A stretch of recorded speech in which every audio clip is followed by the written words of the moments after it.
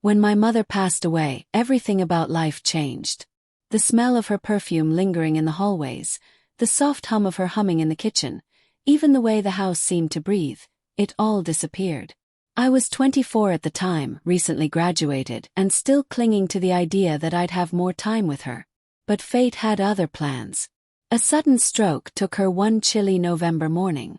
Just like that, my world collapsed. But it wasn't just my world. My father, George Thompson, a man of routines and structure, began to drift. At first I thought it was normal, the grief, the tears, the quiet dinners. But as weeks turned into months, I realized that something deeper was unraveling in him. Dad had always been the kind of man who got up at 6 a.m., made coffee, read the paper, and kissed Mom on the cheek before going out to work in the garden or the garage. After she was gone, the routines crumbled. He started sleeping in, forgetting to eat, and spending hours staring out the living room window. Sometimes I'd catch him talking to himself, whispering things I couldn't make out. I moved back home a month after the funeral.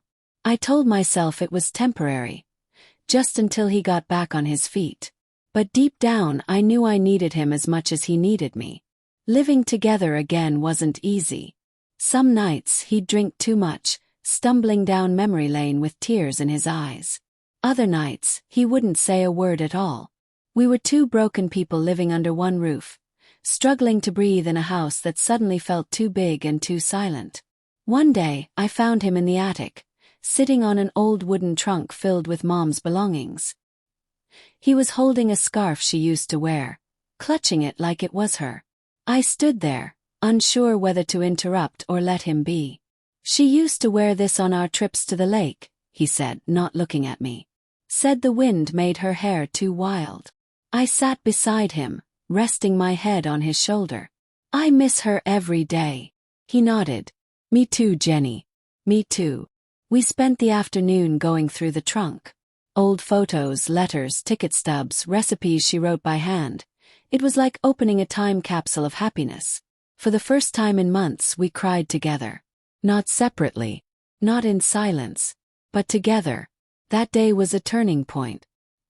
He didn't suddenly become the man he once was, but he started trying. We started taking small walks, cooking meals together, watching her favorite shows. Slowly, the house began to feel a little more like home again. One afternoon he surprised me. "I signed up for a grief support group at the community center." "That's amazing, Dad," I said, genuinely proud of him. I think it's time I start talking to people who understand." The group sessions helped him. He made friends, shared stories, and even started gardening again. He planted roses in the backyard, her favorite. Every morning he'd water them, whispering something I couldn't hear. Maybe a prayer. Maybe just her name. Meanwhile, I was going through my own transformation. Losing Mom made me rethink everything. My career, my relationships, my purpose. I quit my job in marketing and enrolled in a creative writing program. Mom always said I had a gift for storytelling, and for the first time I believed her. My first short story was about her. About a woman who made the best blueberry pancakes, sang off-key while doing laundry, and loved fiercely. When I read it aloud in class I cried. But I wasn't ashamed. The tears were healing. Dad came to my first public reading. He sat in the front row, holding a rose from her garden. Afterward, he hugged me tighter than he had in months. "She would have been so proud of you," he whispered. "I hope she knows," I said, tears filling my eyes. "I believe she does."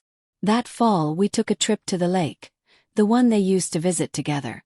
I rented a small cabin, and we spent the weekend hiking, talking, and watching the sunset. We brought along a framed photo of Mom and placed it on the porch railing. "She would have loved this view," Dad said softly.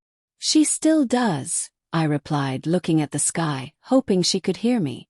Grief doesn't go away, just changes. Some days still feel heavy, and there are mornings when I wake up expecting to hear her singing. But we've found a new rhythm, one where love and loss exist side by side. My father isn't the same man he was. He's softer now, more introspective. And I'm not the same either.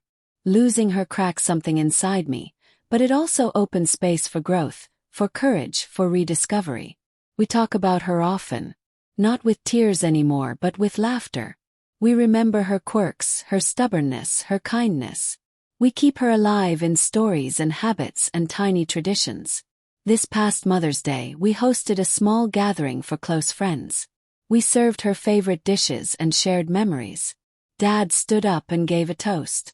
"To love that never fades," he said, raising his glass. "And to the woman who taught us how to live fully." I raised my glass with him, my heart full.